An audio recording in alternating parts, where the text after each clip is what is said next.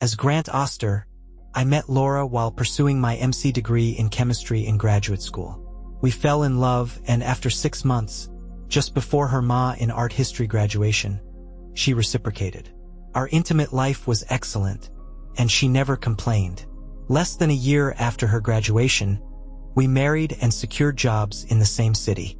Laura taught at a community college, while I taught part-time at a state university and worked part-time with a science consulting firm. 3 years into our marriage, I left the university and worked full-time as a consultant, specializing in explosives. One of my clients was the federal government, and during the birth of our first daughter, Angela, my government work involved extensive travel. It was tough on Laura, but she encouraged me to persist, appreciating the financial benefits and lifestyle it provided.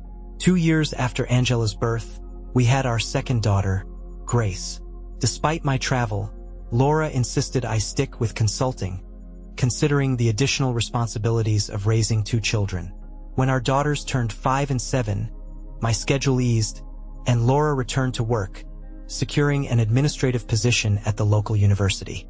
During this time, she developed a keen interest in photography, and we now have over a dozen albums chronicling our lives. Laura also developed an unexpected interest in Italian and occasionally traveled for her job, notably to Chicago, where she attended meetings with benefactors, visiting professors, and the Art Institute. She also visited her college friend, Gina, who worked in Chicago. When our children were 8 and 10, global terrorist activities made my skill set highly valuable to the federal government. I was recruited to work full-time for a 2-year period involving extensive travel. Unfortunately, my government assignment meant I was away for 2 consecutive Christmases, which was heart-wrenching. During this time, Laura took the girls to visit Gina in Chicago. After over 2 years of providing expertise to combat terrorism, I returned to full-time consulting with minimal travel. Laura continued occasional travel, usually out once a month for 2 or 3 days, mostly to Chicago. I assumed all parental duties for Grace and Angela when she was away, although sometimes they accompanied her. As girls often grow closer to their mother, Grace and Angela rarely confided in me or sought my opinion on personal matters.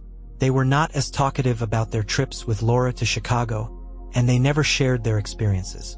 Just before 18-year-old Grace went to an out-of-state college and Angela was a junior at another out-of-state college, Laura experienced a dark period.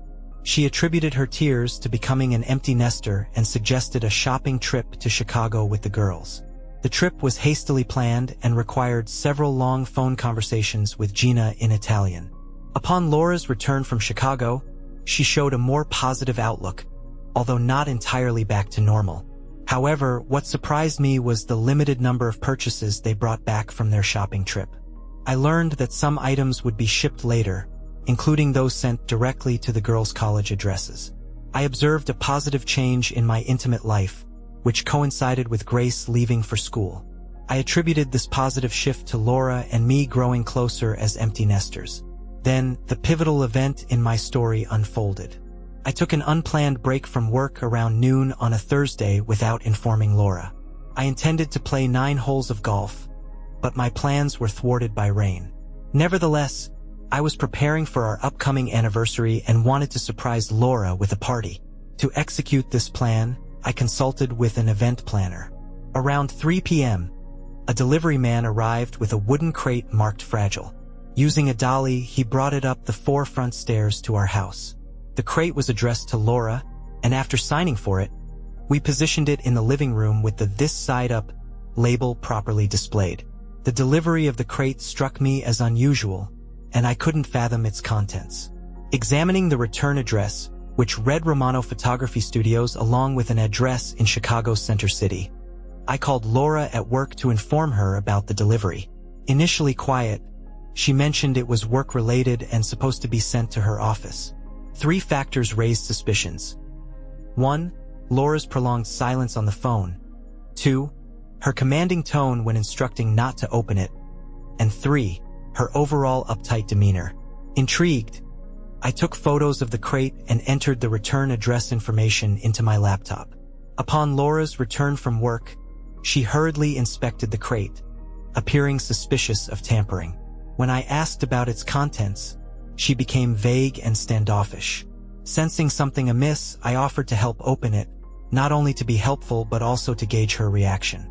However, she insisted on inspecting it at work for potential damage and a possible insurance claim.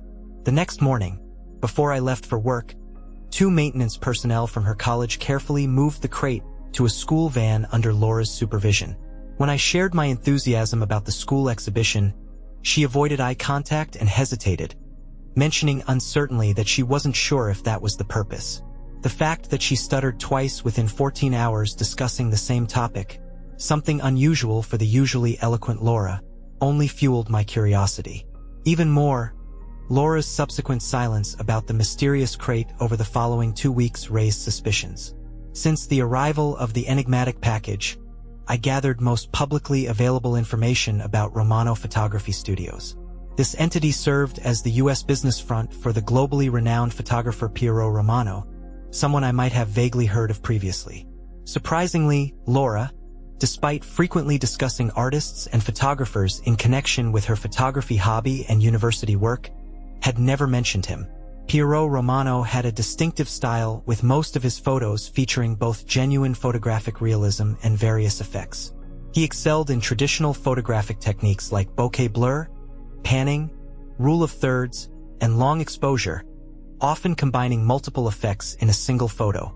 Additionally, he was the sole practitioner of a unique effect named after him, Romano Abilita Artistica, loosely translating to Romano's artistry.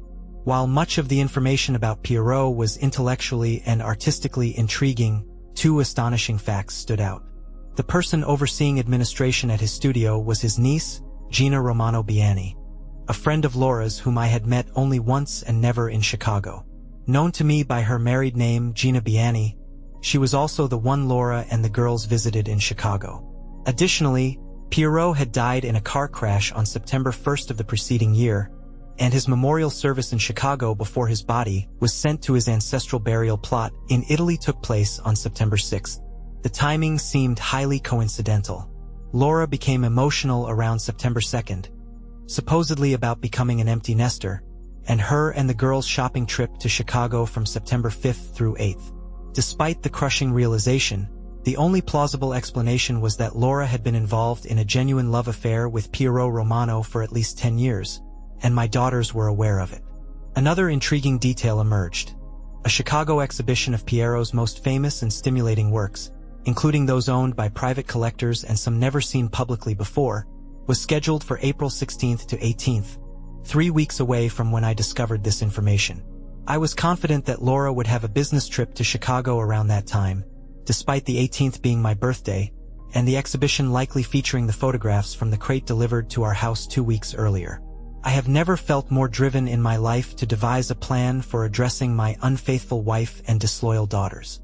Due to my initial rage, which I needed to suppress to execute my intentions, I had to arrange a business trip for the night I discovered the incriminating information and 2 nights thereafter. Part 1 of my plan involved preparing all the necessary divorce papers to serve and file once I obtained the expected proof. Part 2 aimed to find a way to have someone visit and film the Chicago exhibition on its opening day, the 16th, which was by invitation only. Part 3 focused on organizing my affairs to secure as many material possessions and funds as possible. My sentiments toward Laura were indifferent, and I was very close to feeling the same about Grace and Angela. Part 4 was about ultimate revenge, even after the divorce conclusion. For Part 1, I got a recommendation for a good divorce attorney, Gail Schiff. She advised me on everything I needed to do, and despite her recommendation for irreconcilable differences as grounds, she was willing to proceed with long-standing infidelity.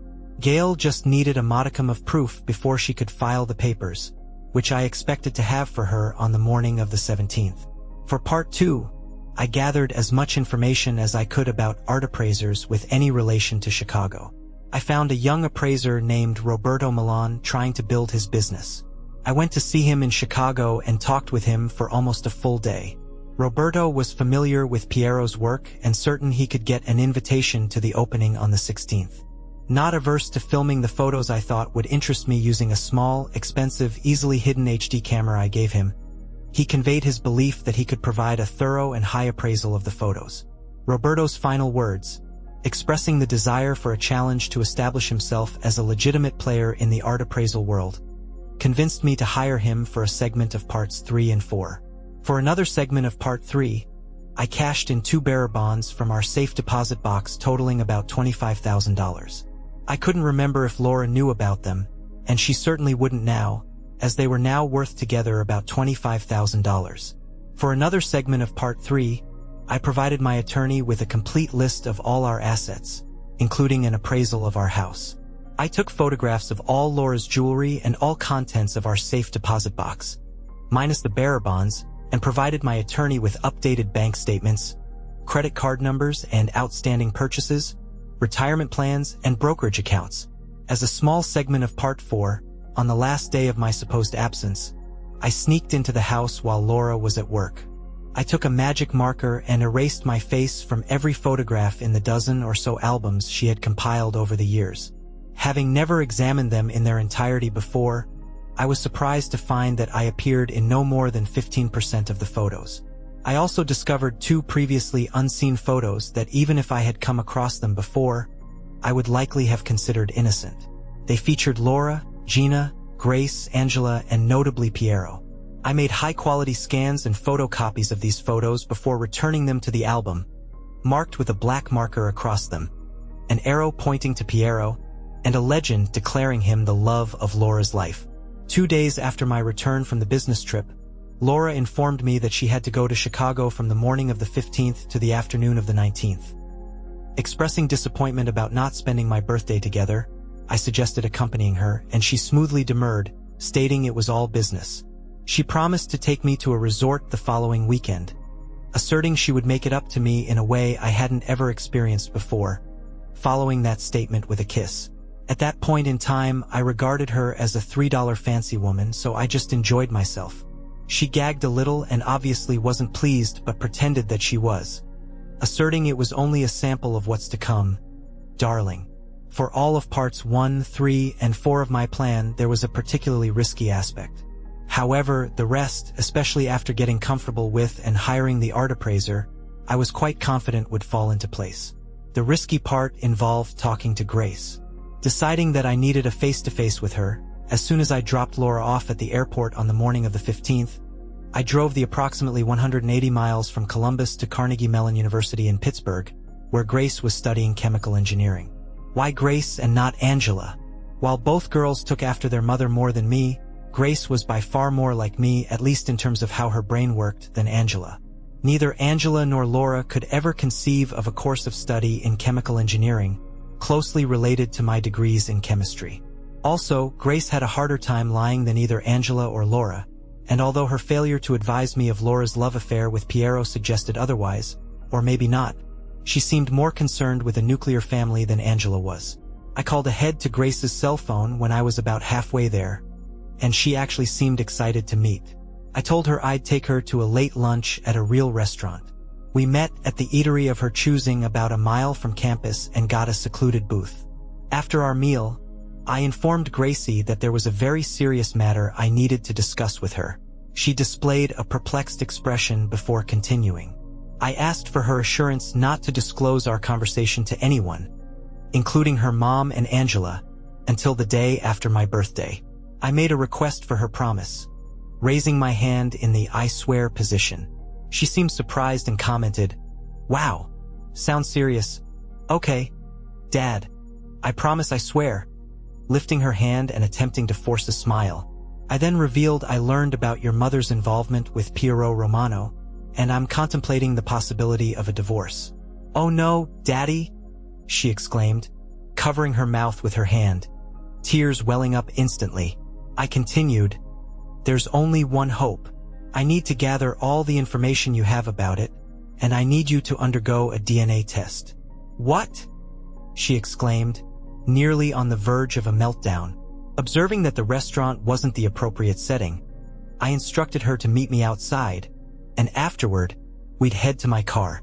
Once I settled the bill, I located the waitress, paid in cash with a $120 tip, and discovered Grace still in tears on the sidewalk. Once in my car, I felt the need to get to the bottom of things. I told Grace that the survival of our family depended on her opening up. After a brief period of crying where she struggled to express herself and with me merely gazing at her, she began to share. She revealed that she didn't realize Mom was involved with Pierrot, or Uncle Pierrot, as we were told to call him, until she was 12, despite displays of affection every time we were in Chicago, especially at Christmas. Grace became aware of this through remarks Angela made. When she confronted Mom explained it as an adult matter. She explained that she was in love with 2 men and insisted that I would understand when I grew up. Mom emphasized that I must never know about it because it could mean the end of our family, as I was deemed too insensitive to comprehend such complexities. Consequently, I was sworn to secrecy. Grace broke down again for a while and then continued to recount her experiences. She shared that she had hoped Pierrot's funeral would mark the end of it all and that I would never find out. However, after Mom made a scene at Pierrot's casket, Grace confronted her once more. She told Mom that if she jumped into someone else's arms, she would reveal the entire story to me. Mom rebuked Grace, questioning how she could think of her as a mom, claimed to have loved Pierrot and me, and asserted that there would be no one else. She simply needed to honor Pierrot's memory. Grace believed her and prayed that the day when I found out would never come, confident that Mom would not engage in another love or even a close affair. I gleaned additional details from her until I sensed it would be counterproductive to press further. She remained in anguish, just as I had anticipated. When I revealed the second purpose of my visit, I expressed my hope to reconcile with Grace's mother based on the information she had shared. However, I needed one more thing for clarity. I asked both of us to submit DNA samples to determine if she was my biological daughter. Grace cried, objecting, insisting that I was her only father. I know that I'm your father, I reassured her. But I have to know whether I'm your biological one too. Despite her protests, she eventually agreed. I presented her with the letter in the envelope addressed to the lab and sealed it. The instructions were to mail the results to both Grace directly and to me. As I drove her back to campus, she observed as I dropped the envelope into an express mail mailbox. When we hugged goodbye, she pleaded with me to forgive Mom and make it work. I explained that I couldn't promise that at the moment, as I don't lie like she does. However, I acknowledged that Grace had done her part to increase the chances that it would work. I reminded her not to tell anyone about our talk until the 19th at the earliest. She assured me with a smile and then hesitated, mentioning one more thing. She explained that Mom and Angela would be attending a Chicago exhibition of Pierrot's works, some of which featured photographs of Mom on my birthday. She conveyed Mom's apology for the unfortunate timing but clarified that Mom had to attend, as works inherited from Pierrot under his will would be displayed. Mom wanted Grace to join, but she had too much schoolwork. I smiled and casually responded, I know. Thanks for being honest. After another hug, she left, unseen by her. I shed tears, realizing that my relationship with Angela was now as dead as the one with Laura. I hadn't yet decided if I could salvage it with Grace. Grace remained unaware that I had recorded our conversation in the car. There was one thing that Grace didn't know that would cause her pain and was a segment of part 4 of my plan. The swabs that I put into the envelope that was supposedly mine belonged to an Italian background janitor who worked in my office building. Someone I had been friendly with over the years. I promised to pay to have his ancestry determined as a birthday present to him. He didn't even ask why I needed 3 swabs instead of 1 to do that. The one I did send in for testing his heritage showed that he was more than 80% Italian with some Eastern and Western Europe in small contributions, which made him happy. Why did I put an Italian's DNA in what was to be tested instead of mine? Because I wanted everyone to hurt. The reason I used an Italian is that during DNA testing, they can find out the heritage of both contributors, even if comparing 2 sets. Since Pierrot was Italian, I wanted everyone to conclude that he was the father of Grace and, if I could work it out, Angela. I crossed my fingers, hoping Grace wouldn't spill the beans. I spoke to her on the phone on the 16th and 18th, and she assured me she hadn't. Since I hadn't heard from Laura, I was sure that was true. Around 11 p.m. on the 16th, Roberto Milan emailed photos of the relevant parts of the Romano exhibit to me. They hurt me deeper than I thought they would. I shook like a leaf as I sobbed while viewing them. There was a series of 10 photos, increasing in size from the first to the last, all with distinctive Romano characteristics, including the last 2 brilliant Romano abilita artistica effects. The series was entitled Natalie Amore, Christmas Love. What initially broke me out were the first 2 in the series, which showed 2 girls in the background of a photo of a woman who was unquestionably Laura. While there was blurring of the girls' faces, there was no doubt from their hair, what they were wearing, Christmas gifts from my mother, and relative sizes that it was Angela and Grace when they were around 9 and 11 in the second photo of the first 2. One of Laura's body was exposed, and she had what could only be described as a duck-me look. The next 3 in the series showed Laura in increasingly less dress until the final one, where she was, well, you can imagine. The second series started again with a photo where the girls were in the background, this time somewhat older, with the last 4 progressively risque until the second to last, which had Laura in an exceptionally suggestive pose. The last one where the clear implication was that she had just been ducked and was in bliss. After I threw up, drank some ginger ale, and had a good cry, I looked at the photos again. If they didn't break my heart, I'd have to say that the last 2 photos were probably the best of their type I had ever seen. I read the text accompanying Roberto Milan's report. Sorry, I know that this will be hard on you. The collection is worth a minimum of $300,000, more likely $500,000. The second to last photo alone would bring $125,000 to $175,000 if sold separately. The last 2 photos are the best execution of Romano abilita artistica effects in history, not just in my opinion but in that of at least 4 other appraisers and art critics that I overheard talking about them. I asked Gina if any were for sale. She put me in touch with the owner per Piero's will, not surprisingly Laura. Laura said they weren't for sale at the present time because they were priceless, and the 4 where she was completely in the due would not be sold until after her passaway. I wouldn't want the general public, and especially my husband, seeing me like that while I'm alive, she said. The especially my husband with a laugh. I sent the digital recording of Grace's words along with Roberto's photos and words via email to my attorney, Gail Schiff. She contacted me at 7:30 on the morning of the 17th. I conveyed that my petition for divorce was clearly justified, citing infidelity. I informed her that a law enforcement officer would serve Laura the following night at the gala. I added there's one thing I need to add and mentioned that I would drop it off so she could include it when expressing it to the process server along with the divorce papers. I handed an envelope addressed to Angela to Gail. It contained a letter from me, a swab from the Italian janitor's cheek, a container with a new swab, and an envelope with express mail postage addressed to a DNA lab, accompanied by instructions.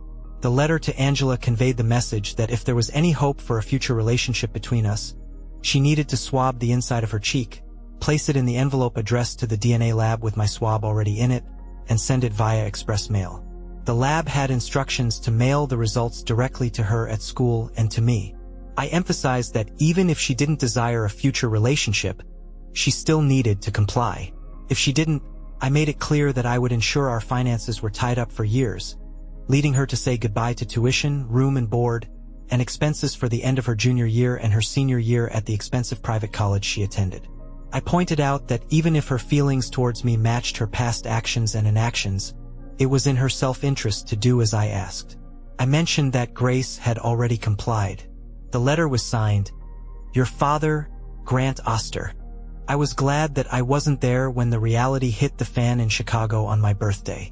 The process server reported to Gail that Laura and Angela were all smiles as they hobnobbed with the public at about 9 p.m. on the 18th. They were perplexed when they were handed the envelopes by the law enforcement officer, as the process server with him took photos. They opened up the envelopes on the spot. The law enforcement officer left, but the process server stayed behind, taking more photos until he was kicked out. The photos he emailed to Gail and Gail to me showed Laura sinking lower and lower onto the ground, ultimately landing in a fetal position, and Angela first distraught, then angry, and then trying to tend to her prone mother. Angela called me the morning of the 19th.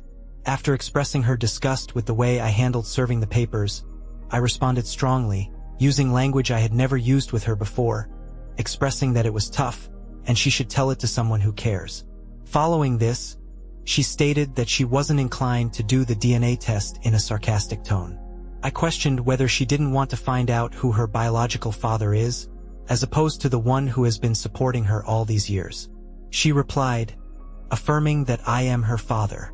In response, I expressed uncertainty, stating that maybe I am, maybe not.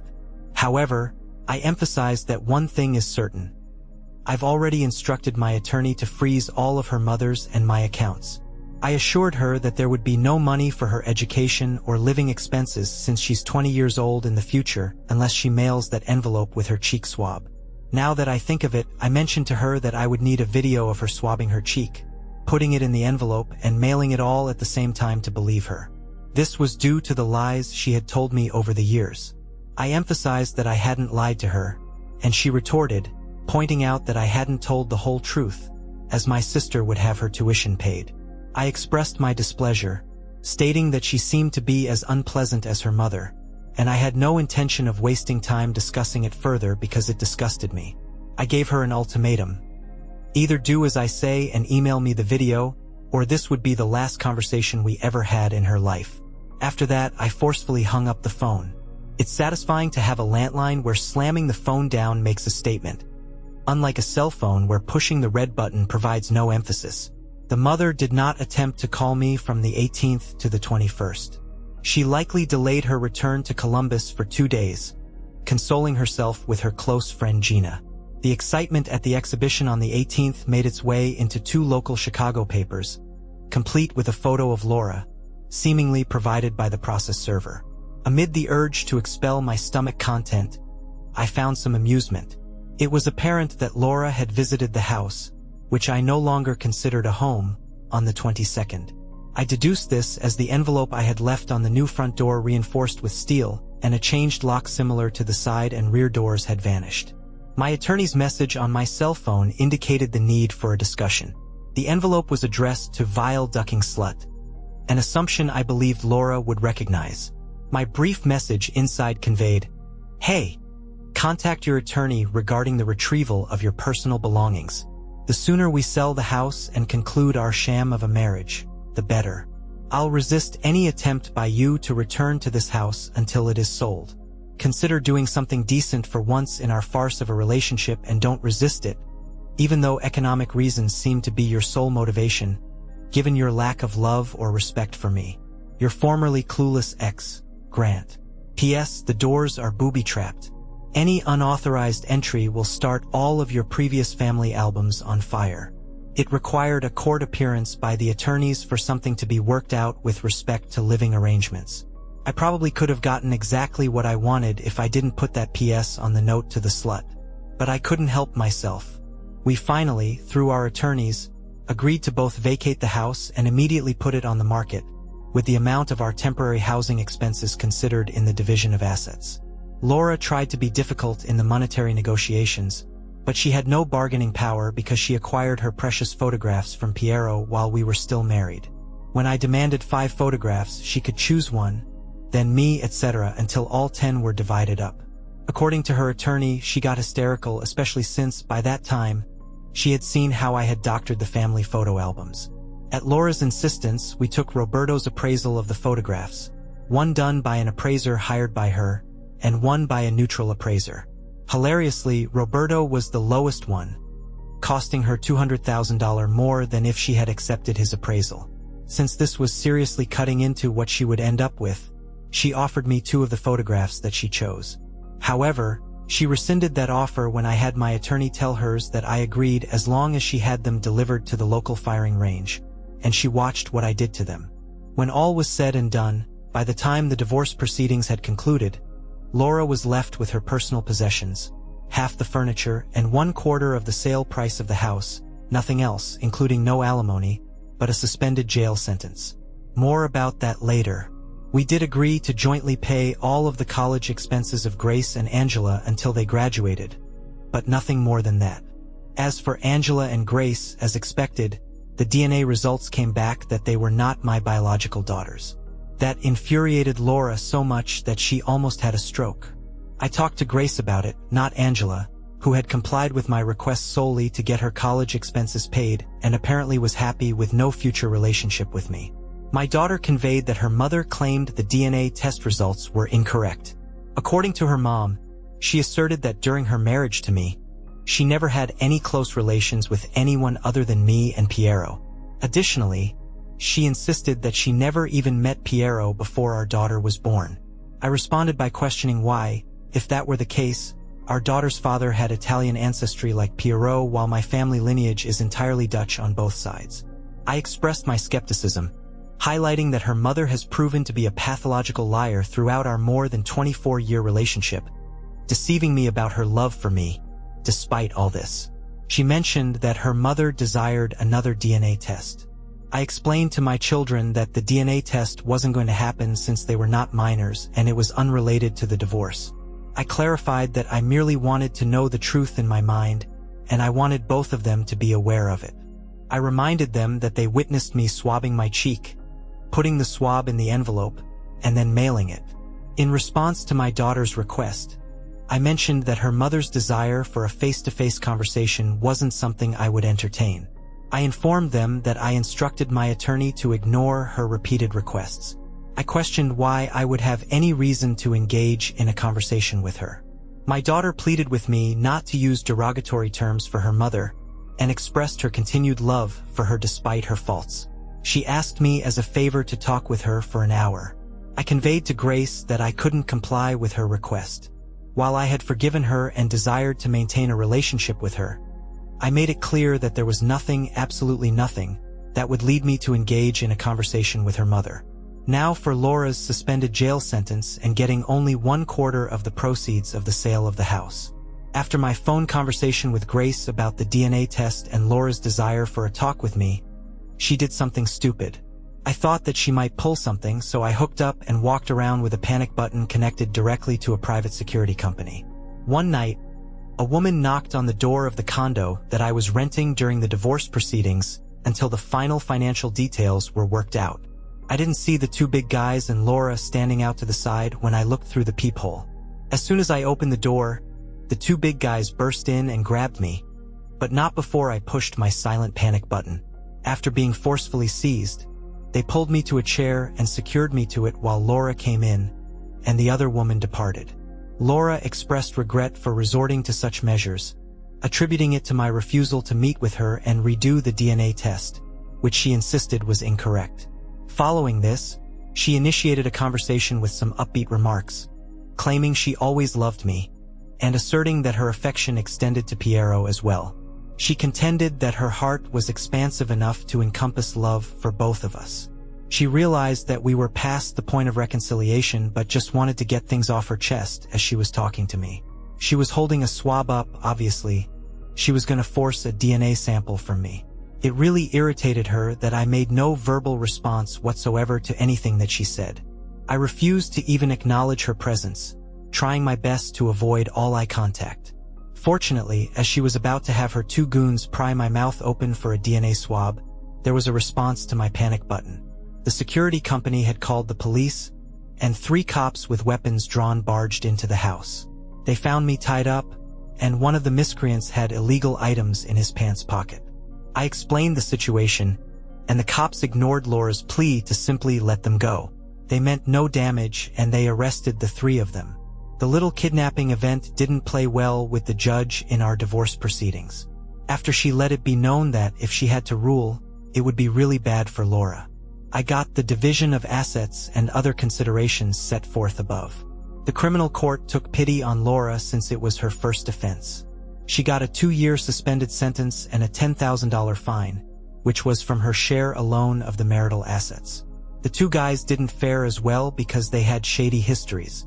One got a year in prison before parole was possible, and the one with the illegal items got 5 years before parole was possible. Part 4 of my plan did not end when the divorce was final. Although I will not admit here or anywhere else that I had anything to do with it, just karma is what I always respond when asked about it. 18 months after the divorce was final, I was on a cruise of the Caribbean with a 32-year-old hot little divorcee who loved to be treated right and richly. She looked too much like Laura at that age and was too hot for me to look for a permanent relationship with her, but she was fun to be with even though she wore me out dating while I was dating on the cruise. Laura's apartment was broken into while she was at work. The place was trashed, some items were stolen during a break-in, including the second most provocative and valuable Romano photo of Laura. More items were destroyed than stolen, however, including 7 of the other 8 remaining Romano photos and all of the family photo albums. Upon my return, I became a suspect. While it was impossible for me to have committed the crime myself since I was on a boat 2,000 miles away, Laura insisted to the cops that I paid someone to carry it out. As soon as the cops approached me and hinted that I was a suspect, I refused to talk to them and sought legal representation. After scrutinizing my phone and financial records, which naturally excluded the 2 cashed-out bearer bonds that were never part of the divorce estate, they found no evidence that I could have paid anyone for the act. Furthermore, there was no association found with anyone capable of committing such deeds. 6 months after their initial contact with me, it seemed that the cops practically gave up, even though I am sure that Laura continued to pester them. Once the statute of limitations expired, I threw a party, my It's All Finally Over celebration, attended mostly by friends. My parents were no longer alive, but my brother, his wife, my 2 nephews, my new love interest Melody, Melody's 2 adult children, and Grace, her husband, and my granddaughter were present. I had no relationship with Angela, was not invited to her wedding, and wouldn't have attended even if invited. I learned from Grace that Angela's husband caught her cheating, and she is in the early stages of divorce proceedings. Laura gave Grace an ultimatum: either sever all ties with me or with her. To everyone's surprise, including mine, Grace chose me, likely because she was convinced that Laura was, as I had represented, a pathological liar.